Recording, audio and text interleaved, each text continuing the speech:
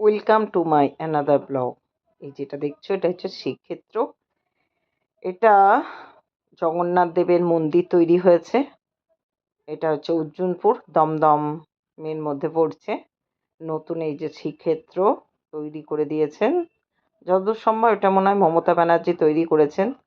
তো কথা হচ্ছে এখানে একজন ভিডিও করছিল, সে অলরেডি পড়ছিল মন্দির খোলার সময় সকাল 6টা না লেখা ছিল, মানে পুরো এটা আরেকবার স্ক্রল করে দেখে নিতে পারো তোমরা। এখানে জুতো খুলে প্রবেশ করতে হবে, এখানে পা ধোয়ার জায়গা ছিল।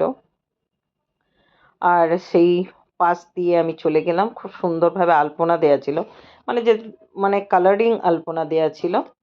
আর এই যে সকাল 7টা এটা খোলার সময়, তারপরে ভোগ আরতি আর প্রসাদ দেওয়ার বা ভোগ হওয়ার টাইম টেবিলও ওখানে সমস্ত দেয়া আছে। এই যে জগন্নাথ দেবের মন্দিরটা দেখো, মূর্তিগুলো খুব সুন্দরভাবে সাজানো ছিল। সামনে একজন পুরোহিত দাঁড়িয়েছিলেন, সামনে আলপনাটা দেখা এত ভালো দিয়েছে, এত সুন্দর কি বলবো।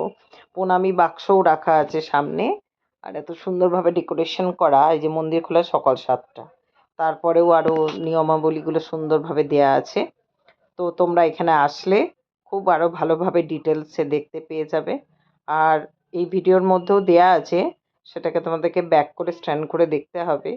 যাই হোক, আমি খুব তাড়াতাড়ির মধ্যে ভিডিওটা তুলেছিলাম, এটা আমি বারবারই দেখাচ্ছি কোন টাইমে কি হয়। তো ওখানে গিয়ে আরো ভালো করে দেখতে হবে। তো বাইরে বেরিয়ে যথারীতি পা ধোয়ার জায়গা, হাত ধোয়ার জায়গা সমস্ত কিছুই আছে। গোটা পার্কে খুব সুন্দরভাবে সাজিয়েছে মন্দিরটাকে, এবং কাজগুলো খুব সুন্দরভাবে করেছে। আস্তে আস্তে যেটা জিনিস আমাদেরকে দেখাবো সেটা হচ্ছে দূরে একটা জায়গায় দেখতে পাবে। এই যে আমি জুতোটা পরে নিলাম।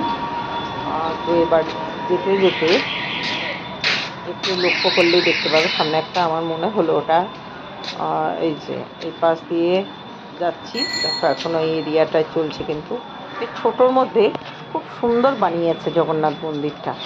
তো এই সাইডের এতে একটা রথ দেখছিলাম, এই যে রাখা আছে, দেখো এটা মনে হলো রথই বোধহয়। যাই হোক, খুব ভালো লেগেছে আমার, তাই তোমাদের সঙ্গে শেয়ার করলাম। টাটা।